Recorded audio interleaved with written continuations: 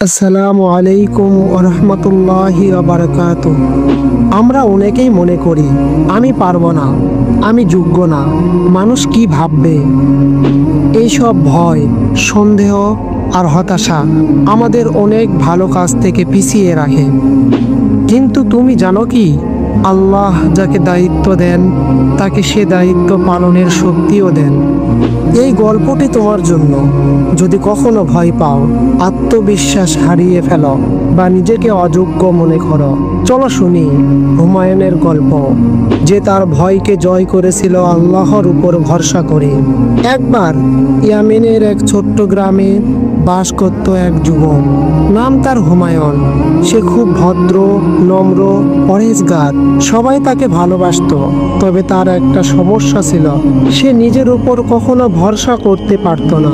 সব সময় ভাবতো, আমি তো কিছুই পারি না, বড় কিছু হওয়ার যোগ্য না।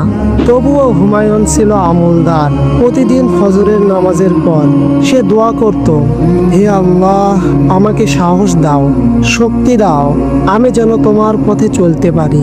একদিন গ্রামের ইমাম সাহেব তাকে ডেকে বললেন, হুমায়ুন, আগামী শুক্রবার তুমি খুতবা দিবে। সে হতবাক হয়ে বলল, না না, আমি তো পারবো না। ইমাম সাহেব হেসে বললেন, আল্লাহ যখন কাউকে দায়িত্ব দেন তিনি তার মধ্যে সেই কাজের সামর্থ্যও দেন। তুমি শুধু চেষ্টা করো, বাকিটা আল্লাহর উপর ছেড়ে দাও। সেদিন রাতে হুমায়ুন একা বসে ভাবছিল। হঠাৎ তার মনে পড়ল কোরআনের আয়াত, তোমরা যদি আল্লাহর উপর ভরসা করো তাহলে তিনিই তোমাদের জন্য যথেষ্ট। সে মনে মনে বলল, আমি যদি আল্লাহর উপর ভরসা করি তবে অবশ্যই পারবো ইনশাআল্লাহ। পরের কয়েকদিন হুমায়ুন নামাজ পড়ে, কোরআন পড়ে, হাদিস পড়ে নিজেকে প্রস্তুত করলো। খুব বেশি আত্মবিশ্বাস ছিল না, কিন্তু তার ছিল আল্লাহর প্রতি ভরসা। অবশেষে এলো সেই শুক্রবার। হুমায়ুন কাঁপতে কাঁপতে মেম্বারে উঠল, খুতবা শুরু করলো। ধীরে ধীরে ভয় কেটে গেল।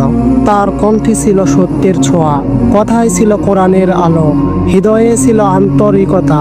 সারা মসজিদে নীরবতা, মানুষ মুগ্ধ হয়ে শুনছিল।